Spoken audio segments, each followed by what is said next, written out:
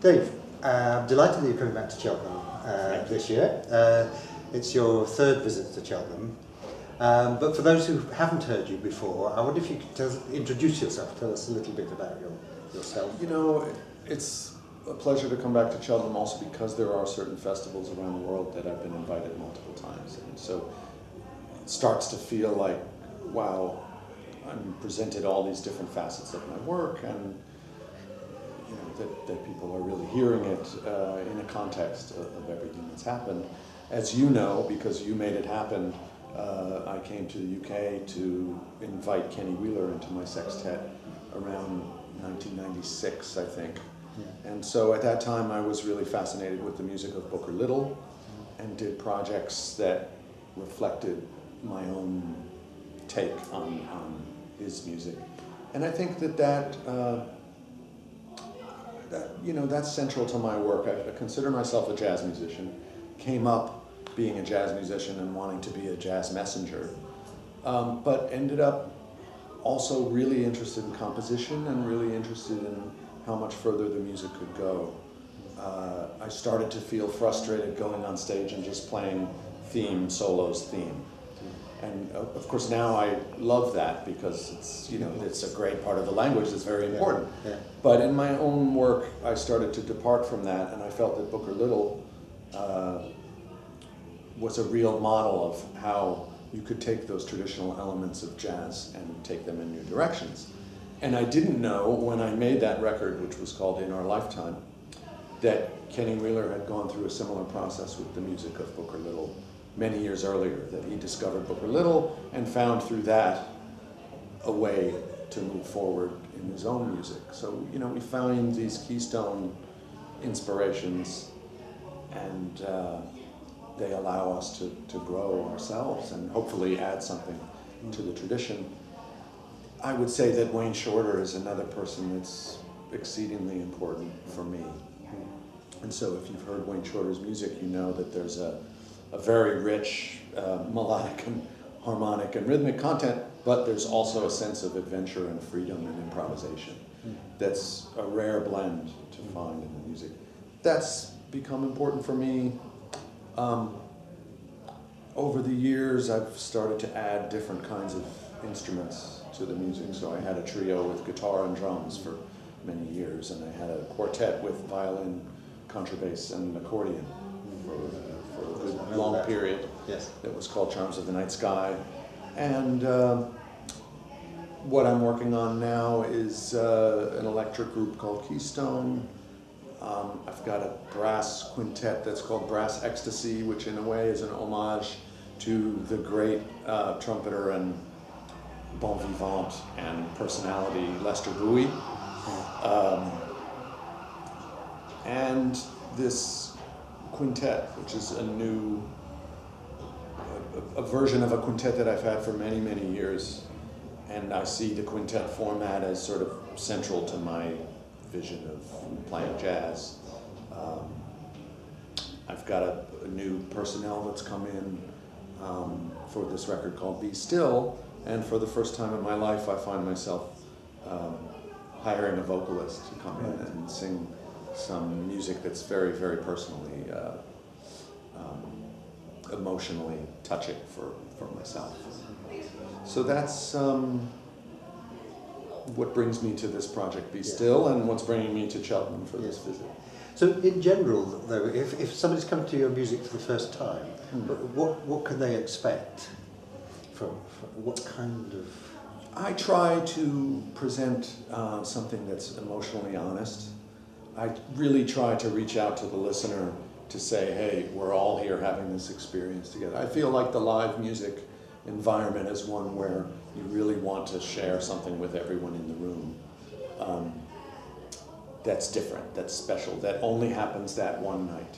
Yeah, right. And so in order to do that, I mean, jazz is really well suited to try to do that because you have to reimagine the music every night. Yeah. But, you know, I try to push myself and open a space for the band for us to really share a moment together with the audience that's there. You know, as far as stylistically, if you ask me what would the audience expect, I would say, how much time have you got? But I think, you know, jazz is what we play, and you'll find us going in various different directions, and we're surely not the first band that this audience will have heard take jazz in some exciting new directions, hopefully exciting. Yeah, I mean, I've always been impressed by the variety of your music, and the way that you interact with the audience. I think there's, you know, there's always something happening in the music, and I like the fact that you say I'm a jazz musician, because sometimes people are sort of a little bit say, well, we're not really jazz, and that worries me when people say that, because I mean you've drawn on lots of other musics, but kind of taking it into jazz itself. Well, I think that I say I'm a jazz musician because my formation is as a jazz musician. That's how I learned to play, and I'm glad that I did. Because I feel that a jazz musician is somebody who's able to take any kind of material and find a way to personalize it and make something in the moment, something out of nothing. Yeah. And I think that that's, you know, all of our heroes in jazz.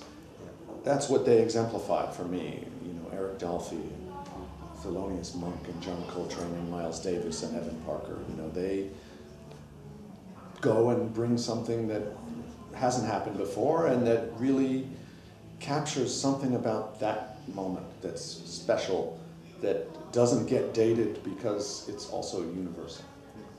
Now, as I mentioned, you've been twice before to the Cheltenham Jazz Festival. What's your impression of the festival? What's it sort of standing in the world of jazz? The I think it's a very important festival. I think one of the things that always impresses me is how well, first of all, the musicians are brought together, so I always see people I haven't seen. But I just feel that the interaction is very genuine, and you don't always get that at a big jazz festival.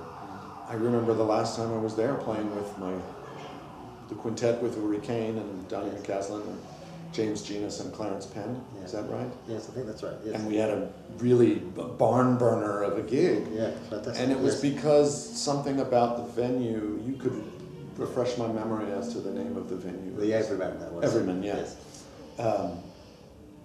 We just felt the immediate impact of the audience. We felt the excitement. Yeah. And when you feel that excitement, it feeds back into you, and it just escalates. The whole gig felt really. Now, this year you're coming with a new project, Be Still. Could you tell us a little bit about that project? Yeah, it's something I never thought I'd do, which is play traditional church hymns from my mother's church. And I say that I would never do it just because, first of all, I didn't know the songs very well, but also the songs are so simple that I often thought it's really difficult to find something new to do with this music. But I was given an imperative because my mother told me that, you know, these are the songs that I want you to play at my service. And this was shortly before she was getting ready to go. Yeah. And so I knew that I was going to play them, and my first instinct was to arrange them for a brass band, which is what we did at the service, and it was very uplifting and beautiful. She wanted a celebration. She wanted a happy parting. She said, no one can wear black. Everyone has to wear bright colors and laugh a lot and have a party. And so we did, but then after I was done, I kept working on these hymns, and I was, something in there was for me, and I didn't know what it was. And as I kept playing them, I started arranging them for this new quintet that was coming together, and I didn't consider using the lyric or the human voice. I had never done that before. And then I met Aoife O'Donovan, who sings on the album, and I think what was different in my perception of it was that she was coming at these songs more from a folk music tradition, which I think is where they emerge from. And so I think the album, like we said before, you know, it's a jazz album. We're playing jazz. But it was also having this element of folk music in there that made it feel like we could do our own thing, find our own trajectory, and made me feel like I could reharmonize and not be sacrilegious. And then once I started working with this vocalist, we went and examined the verses that my mother had chosen. She was very specific. Verse 1, 3, and 7. Yeah, really. So we went and looked, and they were the most universal and spiritual and non-denominational and very uplifting. You know, we will meet again, and I'm going to meet my father, and you know, my father's found in nature. And I suppose for people who are in the church, or for people who maybe have a negative feeling about the church, it might be ambivalent to hear us singing these songs. But for me, being born into that same religion of my mother, and not particularly being spiritual, but not being a big flag carrier for organized religion, they speak on a universal level to me, and I hope that people hear them that way, because my church is music. Yeah, right. And I think my mother ended up reminding me of that. Right. Yeah. But I mean, the reviews of the album have particularly focused on the hymns, but there are other aspects of the music as well. Yeah, and I hope that that's understood, that it's in the context of a modern jazz album. Yes. But that, you know, when I say modern jazz, I think in this day and age, if you're not in the music all the time, when someone says modern jazz, your tendency is to run for the hills, that you're in for a long evening. And I don't really see it that way. I think the modern jazz that I hear people doing is much accessible, not in a sort of commercialized, watered down way, but more in a way that I feel like there's a new tendency to bring out elements in the music that are kind of part of a regular musical parlance that people can hear and understand and get into. So I think, you know, there's a piece on the record called Middle March that I wrote the week after Paul Motion passed. It felt like it belonged on the record. And it's kind of a free improvised piece, but there's also a very evocative melody that I think holds it together. And one of the tracks always has a kind of country sort of feel. Is that right? Yeah. Well, you know, because I ended up playing these hymns more in an American folk music way, I started bringing in some folk songs also. And then, and this is what happens to me very often. We were talking about the project I made for Booker Little. You know, I end up my own writing. I examine a side of myself that finds those sources interesting. Yeah. So some of the songs that I've written have overtones of American folk music. Yes. And that's really fun Yeah. for us. Right. And it's also to find young players that can play that with the freedom of jazz and not overlay in a cliched way, you know, Americana and folk song, I think is great. And you know, I have to say also, I think Americana, the word, gets a bad rap. Right. Because it's just another cliche that we put on the music so that we can put it in a box and leave it over there. Yeah. But I think that word is used for Bill Frisell a lot, and he's one of my favorite all-time musicians. Absolutely. Big, important influence and hero for me. Yeah. And he was at the festival he does last it year. very, very well. Yeah. Bringing in, absolutely. playing Shenandoah, and Yeah. you know, and it's and so again, it just proves how rich jazz is, that it can incorporate all of these different elements and yet remain this very distinct language. But the singer that's coming to Cheltenham is Heather Mass. Yes. Could you tell us a little bit about her? Well, it's interesting because I didn't know anyone from the bluegrass or folk music world. Right. And I met Aoife on a collaborative project between bluegrass improvisers playing with jazz improvisers. So I've now discovered a whole world of people that I didn't know exist, and that you probably did, so I feel a little bit... Well, not so sure about that. feel a little bit foolish. But you know, Heather Moss is another young musician who's very, very involved in this, I don't want to say folk music revival, but people say alt folk, or this new reinvigorated examination of what to do with American traditional music, old time music, bluegrass. And you know, I hope that the way that I'm working on it is germane to my own practice. And that I trust at this point my ability to not do it in a kind of pandering, out of context way. And so Heather is another vocalist who is really sublime at bringing all of these different aspects to bear. And other members of the group, I mean, the one that really looking forward to hearing in your band is Linda O on the bass. How long have you been working with her?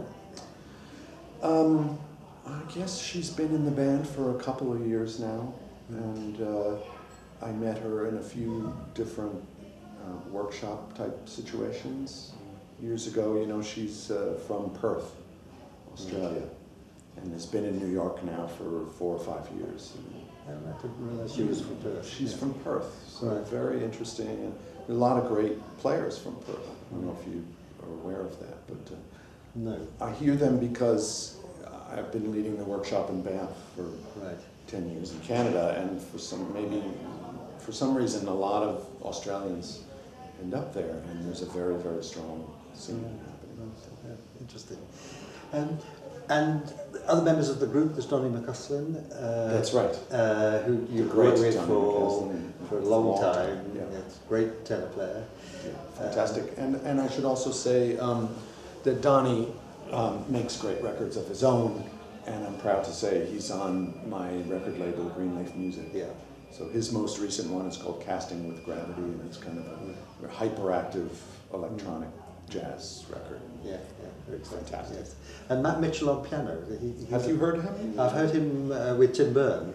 Great. And with John Hollenbeck. Oh, great. Okay. Because he was sort of in the Claudia Quintet, which actually came to Cheltenham a few years ago. Very excited by him. Very interesting, distinctive. I think he's one of the great new pianists on the scene, and quickly will become too busy to be playing with the likes of me. Sure.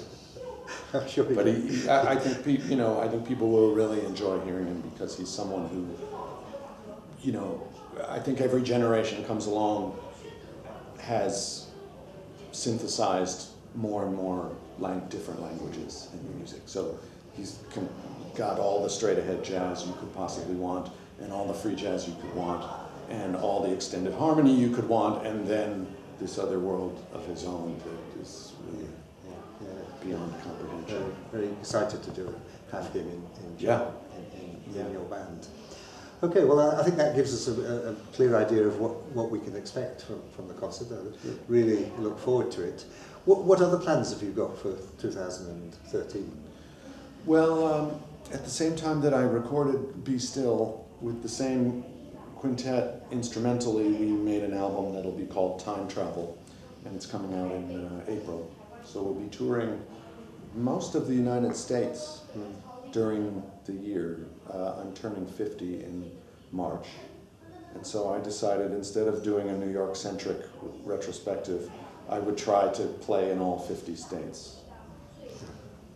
And I said that without thinking, and then now you're laughing right away.